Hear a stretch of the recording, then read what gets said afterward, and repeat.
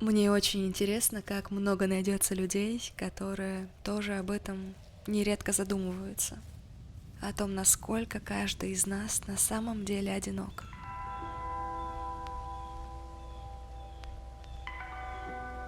Каждый из нас проживает эту вспышку человеческой жизни просто будто бы в заточении своего собственного мира, состоящего из нашего разума, наших чувств, мыслей, наших эмоций. В мире, в который ни один другой человек никогда не будет способен попасть. Он недоступен к пониманию никому.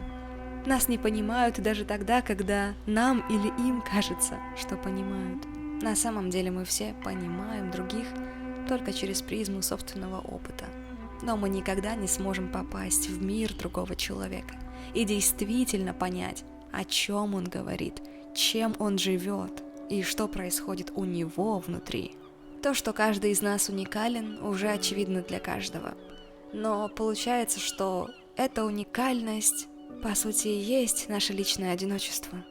Только задумайся, набор событий, которые ты прожил до нынешнего момента в своей жизни, это абсолютно уникальная комбинация из места рождения, отношений в твоей семье, родителей, школьных друзей, первой любви, ситуаций, которые на тебя влияли, улиц, на которых ты жил, соседей, которых ты регулярно встречал на пути в магазин, и каждого диалога в твоей жизни с теми людьми, которые встречались именно на твоем пути, именно в твоей последовательности. Нет ни одного человека в мире с такой же комбинацией всех событий, опытов, людей от рождения до нынешнего момента, как у тебя. А эти события и делают нас теми, кем мы есть, и как воспринимаем мир. То есть никто никогда не сможет взглянуть на наши радости или переживания через нашу призму. И каждый раз, когда я с кем-то увлеченно разговариваю и вот-вот чувствую это единство в мыслях, радостно воскликая «Я тебя так понимаю», внутри я всегда с небольшой горечью осознаю, что никого я на самом деле не понимаю. Иллюзия понимания происходит просто потому, что моему опыту близко то, что было в опыте другого человека. То есть я понимаю себя через его рассказы и эмоции, но я не понимаю его. Так вот, к чему я все это? Недавно от одного человека я услышала вопрос о том, зачем вообще нужно копаться в себе, если жить можно хорошо и без этого.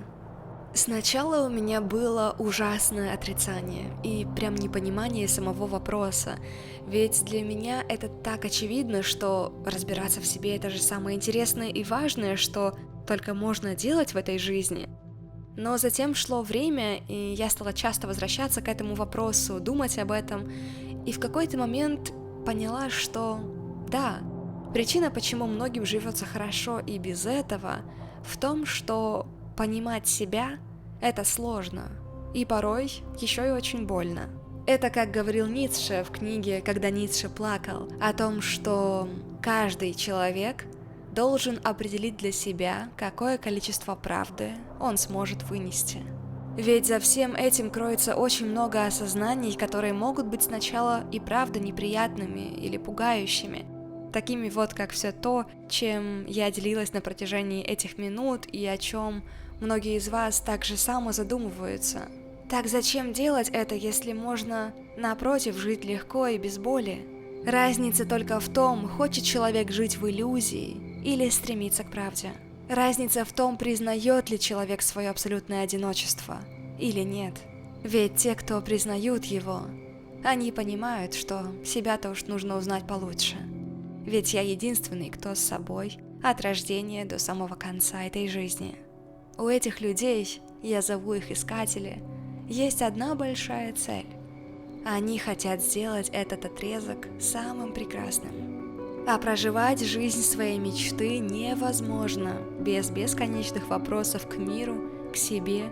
Это делать невозможно без самопознания и путешествий внутрь самого себя, перестав каждый раз избегать этого одиночества. От него бежат очень многие люди. Кто-то больше, кто-то меньше. Кто-то находит выход в том, что стремится постоянно быть с кем-то, находиться с кем-то рядом, забывая, когда в последний раз шли одни на прогулку, в кино или в кафе. Кто-то по этим же причинам никогда не отправится в одиночку в путешествие в другие города или страны. Кто-то постоянно убегает от своих мыслей, отказываясь от честных разговоров с собой, от собственной правды. Каждый находит свой выход. Выход ли это, я не знаю. Это открытый вопрос. И открытое решение каждого. И мне было бы очень интересно узнать о твоем.